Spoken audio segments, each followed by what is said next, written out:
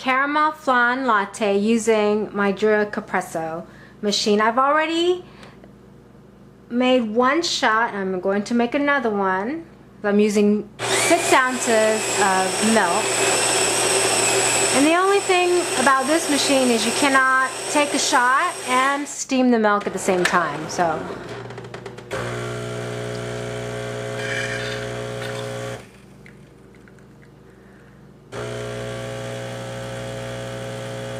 I'm collecting the shots in a 3-ounce glass just so that you can see. Otherwise I would have put it into a to-go cup, which is when I love to make the lattes instead of stopping by your neighborhood coffee shop. This handle can come up, and now we can steam our milk. Before we get the milk going, I'm going to add my caramel flan syrup to the 2 shots of espresso. This is homemade caramel flan sauce or caramel sauce, and for 6 ounces I'm going to use 4 tablespoons. So this is a recipe I found online, and I call it a caramel flan sauce because this particular recipe for caramel uses evaporated milk. Well, shoots, I just lost count, so hopefully that was only 3. Guess we'll find out.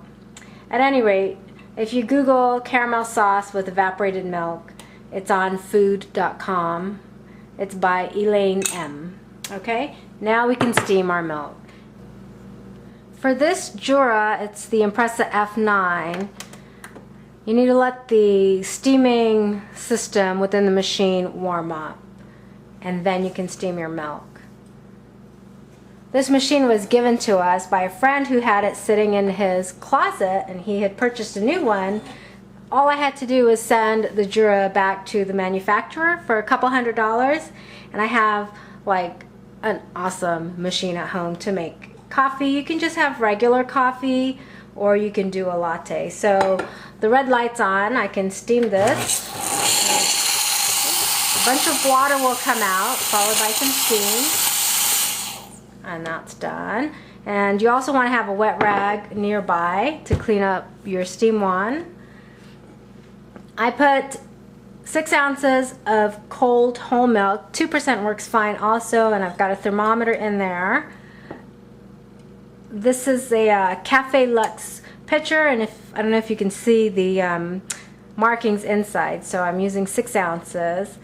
And I'm going to get, there's a little hole on the side of this steam wand as well as one right under it, so I want to cover, I'm going to come up to the end of the black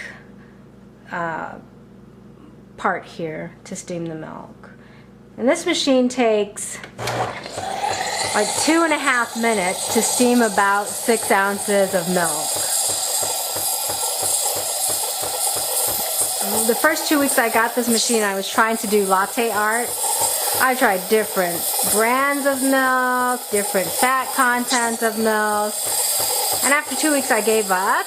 And a month or so ago I took a latte art class and realized that it wasn't how I was steaming the milk, but rather the espresso shots that I was pulling from this machine. The shots here compared to the shots from a cafe shop grade espresso machine is so different.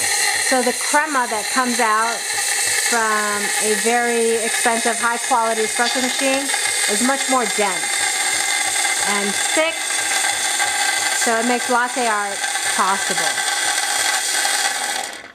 And so that was a minute, and even if you can't do latte art on this machine, you still get a great latte.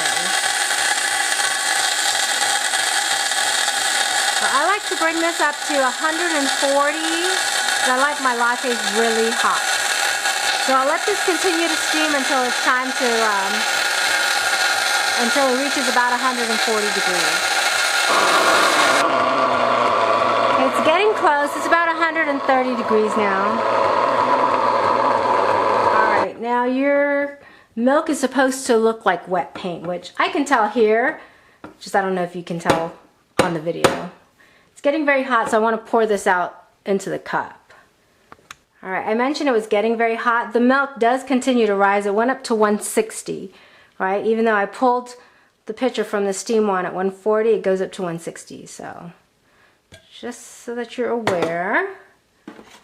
And then before I put the whipped topping, I want to stir this. I hope I only put 4 tablespoons of syrup, otherwise it's going to be very sweet. Then you have whipped cream on the side. Now I do have a canister, a reusable canister where you can put fresh cream in, but I'm going to finish this up. And then a little drizzle of caramel on top. This is like my favorite thing to do if I'm going out and I have just 5 minutes. It took longer today because I'm making a video, but 5 minutes to make your own latte. It tastes a lot better. And for me, because I like it hot, I measure everything properly, it always turns out exactly the way I want it.